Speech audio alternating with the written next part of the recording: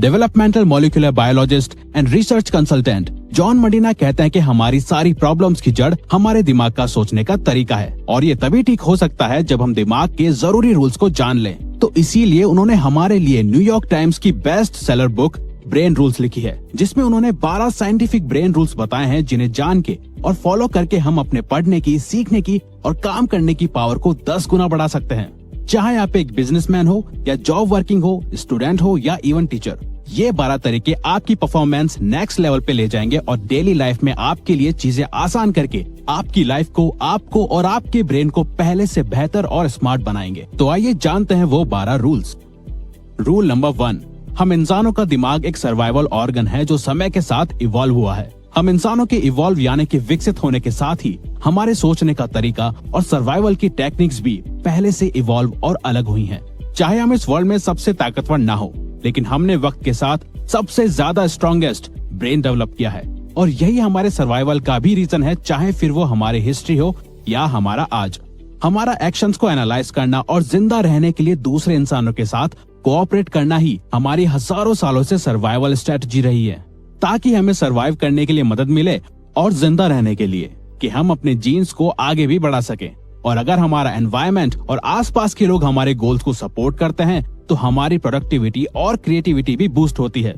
लेकिन अगर हमारे यही रिलेशंस, कनेक्शंस और अंडरस्टैंडिंग दूसरे लोगों के साथ सही ना हो तो वो ग्रुप और एनवायरनमेंट हमारे ब्रेन और हमारी लाइफ दोनों को बेकार बना देता है और यही चीज हमारी वक्त से पहले डेथ का भी रीजन बन सकती है। तो सिर्फ स्ट्रॉन्गेस्ट ब्रेन सर्वाइव करते हैं, ना कि strongest bodies. Rule number 2, exercise करना हमारे ब्रेन की पावर को बढ़ाता है। रिसर्चर्स ने 2 तरीके की पॉपुलेशन पे एक स्टडी की जो एक दूसरे से अलग लाइफस्टाइल जीते थे। ग्रुप ए में वो लोग थे जो रोजाना फिजिकल एक्सरसाइज करते थे और हाईली एक्टिव रहते थे, और वहीं दूसरी तरफ ग्रुप बी में वो लोग थे जो कोई भी फिजिकल एक्सरसाइज या एक्टिविटीज नहीं करते थे। तो रिसर्चर्स ने पाया कि ग्रुप ए का कॉग्निटिव स्कोर ज्यादा था ग्रुप बी के मुकाबले। वैसे तो हमारा ब्रेन रोज 19 किलोमीटर चलने के लिए बना है, लेकिन अगर हम हफ्ते में 2 से 3 दिन 30 मिनट भी कोई फिजिकल एक्सरसाइज करें तो हम अपने दिमाग की एनर्जी को बढ़ा के सोचने और सीखने की पावर को बढ़ा सकते हैं, क्योंकि एक्सरसाइज ब्रेन में ब्लड पहुंचाती है और फिर वही ब्लड एनर्जी ग्लूकोज की मदद से ब्रेन में टॉक्सिक सेल्स को खत्म करती है, ताकि ऑक्सीजन का फ्लो हमारे ब्रेन से ब्रेन फॉग और थिंकिंग ब्लॉक क्लियर कर सके। साथ ही ब्रेन में ज्यादा न्यूरॉन्स पहुंच सके और वो न्यूरॉन्स हमारी क्रिएटिविटी और मेंटल शार्पनेस को बढ़ा सके। रूल नंबर 3, अच्छी नींद हमारी सोच को सही और प्रोडक्टिव बनाती है। प्रॉपर स्लीप ना मिलने के कारण ब्रेन हमारे फोकस करने की power, brain functions, memory, mood और इवन लॉजिकल थिंकिंग को भी वक्त के साथ डैमेज करता जाता है। एक स्टडी में ये तक पता चला कि सिर्फ 26 मिनट स्लीप नैप लेने से नासा के पायलट्स की परफॉर्मेंस 34% तक बढ़ गई थी। तो अगर आप भी दिन भर थका हुआ फील करते हो या दोपहर में आपके सोने का मन करता है तो ये कॉमन है, क्योंकि दोपहर 3 बजे के आसपास दिमाग में बायोकेमिकल्स के बीच एक जंग चल रही होती है, जिसमें एक तरफ जगे रहने की कोशिश होती है तो दूसरी तरफ सोने का मन करता है। तो उस वक्त अगर पॉसिबल हो तो हमें कुछ देर की झपकी जरूर लेनी चाहिए। डॉक्टर मरीना का कहना है कि असल में हमारा ब्रेन सोने के दौरान भी रेस्ट नहीं कर रहा होता, वो दिन भर की इंफॉर्मेशन को प्रोसेस और चीजें लर्न कर रहा होता है। लेकिन हमारे लिए प्रॉपर स्लीप और नैप्स लेना बहुत जरूरी है एक प्रोडक्टिव माइंड के लिए। रूल नंबर 4, हमेशा चिंता करना हमारी लर्निंग एबिलिटी और दिमाग दोनों को डैमेज करता है। हमारा ब्रेन लगभग सिर्फ 30 सेकंड्स तक चलने वाले स्ट्रेस से निपटने के लिए ही बना है, ज्यादा लंबे समय तक रहने वाले स्ट्रेस के लिए नहीं, क्योंकि ज्यादा स्ट्रेस लेना हमारे ब्रेन की ब्लड वेसल्स को खराब कर देता है और इसके कारण हमें हार्ट अटैक भी आ सकता है। अगर आपको घर में, क्लास में या जॉब में आपको रोजाना काफी ज्यादा स्ट्रेस एक्सपीरियंस करना पड़ता है तो यही स्ट्रेस आपके लाइफ में सक्सेसफुल होने के चांसेस को भी इफेक्ट करता है। मतलब अगर आपके घर का एनवायरनमेंट ठीक नहीं है तो उसका स्ट्रेस आपकी जॉब में या क्लास में आपको परेशान करेगा और आपकी परफॉर्मेंस और प्रोडक्टिविटी को खराब करेगा, क्योंकि ज्यादा स्ट्रेस से कोर्टिसोल बढ़ने के कारण हिप्पोकैम्पस में सेल्स डैमेज होने लग जाते हैं और हमारे ठीक से सोचने और याद करने की एबिलिटी कमजोर होने लग जाती है। तो अगर आपके रिलेशंस ठीक नहीं है और इस बात का आपको स्ट्रेस होता है तो उन्हें ठीक करो और अपने घर का स्ट्रेस अपने ऑफिस या क्लास में लेके मत जाओ। जिन चीजों और लोगों को कंट्रोल नहीं कर सकते उनका स्ट्रेस आपको नहीं लेना चाहिए। रूल नंबर 5, हर दिमाग डिफरेंटली वायर्ड होता है। हमें स्कूल में बताया गया था कि हम इंसानों का ब्रेन एक जैसा होता है, लेकिन ये इन्फॉर्मेशन गलत है। काफी रिसर्च के बाद साइंटिस्ट ने बताया कि हर इंसान की ब्रेन की वायरिंग अलग होती है। हम अपने ब्रेन को डेवलप तो कर सकते हैं, लेकिन हमारा ब्रेन किसी और की तरह बिल्कुल सेम नहीं हो सकता, यहाँ तक कि दो जुड़वा बच्चों का भी नहीं।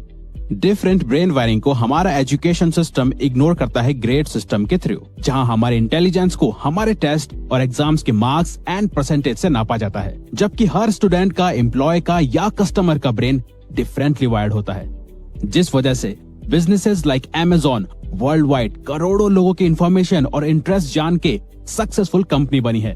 तभी अगर हम सिर्फ एक बार किसी प्रोडक्ट को Amazon या कोई और साइट में सिर्फ देखते हैं, तो फिर वो प्रोडक्ट हमारे सारे सोशल मीडिया प्लेटफॉर्म में हमें दिखाई देता है। रूल नंबर 6, हम इंसान बोरिंग चीजों पे ध्यान नहीं देते।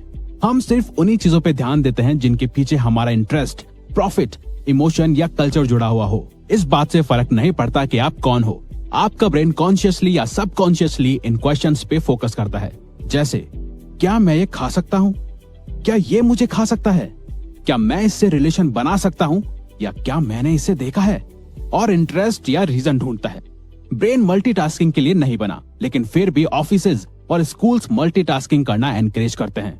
मल्टीटास्किंग हमारी गलती और फेलियर के चांसेस 50% तक बढ़ा देती है। रूल नंबर 7, हमें कुछ भी सीखने के लिए या याद रखने के लिए इंफॉर्मेशन को रिपीट करना चाहिए। हमारा ब्रेन कुछ इंपॉर्टेंट इंफॉर्मेशन को ही ज्यादा देर तक स्टोर करके रखता है, बाकी की अनइम्पोर्टेंट चीजों को हमारी शॉर्ट टर्म मेमोरी इरेज करना शुरू कर देती है।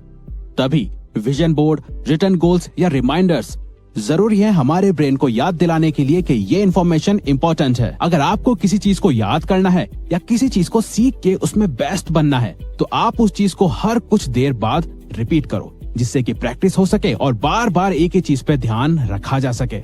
रूल नंबर 8, हमारे सभी सेंसेस एक साथ काम करते हैं, तो हमें उन सभी का पूरी तरह से यूज करना चाहिए। हमारी स्मेल करने की सेंसेस ही बटरी पॉपकॉर्न से सीधा हमें मूवी थिएटर की याद दिलाती है, या बारिश और फूलों की खुशबू हमें किसी पर्सन, सिचुएशन और जगह की याद दिलाती है। तो अगर आपको पढ़ते वक्त या काम करते वक्त कुछ याद करना हो, तो आप उसके साथ एक स्मेल या फ्रेग्रेंस को जोड़ सकते हो। अब चाहे ये आपका परफ्यूम हो या रूम कैंडल, आपको जब भी वो स्मेल आएगी, आपको पास्ट में हुई इंफॉर्मेशन याद आएगी, और इसके चांसेस 10 से 50% भी हो सकते हैं। रूल नंबर 9, हमारी देखने की सेंस हमारी सभी सेंसेस से ज्यादा होती है। हम विजुअली देखी गई इंफॉर्मेशन को ज्यादा याद रखते हैं कंपेयर टू सुनी गई या पढ़ी हुई। आपको बायोग्राफीज पढ़ के शायद याद नहीं होगा कि कौन से पेज नंबर पे एग्जैक्टली क्या बात या सिचुएशन लिखी थी, लेकिन अगर उसी बायोग्राफी पे कोई फिल्म बनी होगी, तो उस मूवी के सीन्स आपको अच्छे से याद होंगे, क्योंकि हमने अपनी हिस्ट्री में जानवरों, खाना, खतरा, सिचुएशन और इंसानों को देखने के बाद ही जाना है कि हमारे लिए क्या सही है और क्या नहीं, और फिर उसी विजुअल पावर को हमने आर्ट या लिटरेचर में कन्वर्ट किया, ताकि हम चीजों को विजुअली याद रख सकें। रूल नंबर 10, म्यूजिक सुनना या कंपोज करना हमें स्मार्ट बना सकता है। डॉक्टर मरीना की वाइफ भी एक क्लासिकल म्यूजिक कंपोजर रह चुकी हैं, और उन जैसे ही काफी म्यूजिशियंस को ऑब्जर्व और स्टडी करके ही ऑथर ने जाना कि हमारा म्यूजिक टेस्ट हमारी पर्सनैलिटी को शो करता है, और म्यूजिक हमारी मेमोरी और स्किल्स को शार्प भी कर सकता है। म्यूजिक कंपोज करना हमारी रीडिंग एबिलिटी, मैथ्स और इमोशनल इंटेलिजेंस को बढ़ा सकता है, और म्यूजिक सुनना हमारे मूड को चेंज और वोकैबुलरी इंप्रूव कर सकता है। ये एज टू एज और इंटरेस्ट में डिपेंड करता है।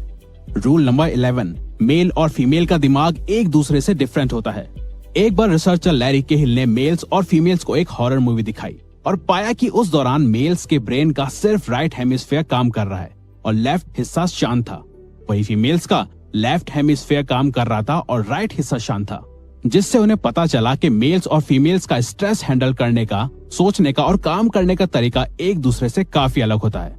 और ऐसी ही काफी केस स्टडीज करने के बाद मेंटल हेल्थ प्रोफेशनल्स को पता चला कि फीमेल्स मेल्स से ज्यादा डिप्रेस्ड होती हैं और नर्वस हो जाती हैं, और प्यूबर्टी के दौरान वो काफी एंजाइटी भी फील करती हैं। वहीं लड़के प्यूबर्टी के दौरान एंटी सोशल हो जाते हैं। मेल्स और फीमेल्स का इमोशंस को हैंडल करने का तरीका भी एक दूसरे से काफी अलग होता है। रूल नंबर 12, हम इंसान एक पावरफुल और नेचुरल एक्सप्लोरर्स हैं। हमेशा कुछ नया एक्सप्लोर करने का डिजायर हमें कभी भी अकेला नहीं छोड़ता, लेकिन हम ज्यादातर अपनी क्लासेस या ऑफिस के क्यूबिकल में ही फंसे रहते हैं, जबकि हम ह्यूमंस नई चीजें एक्सप्लोर करने के लिए और सीखने के लिए बने हैं। हम बचपन में कितने क्यूरियस होते हैं, हर एक चीज को तोड़ के या खोल के हमें उसके बारे में जानना होता था, लेकिन यही चीज उम्र बढ़ने के साथ कम हो जाती है।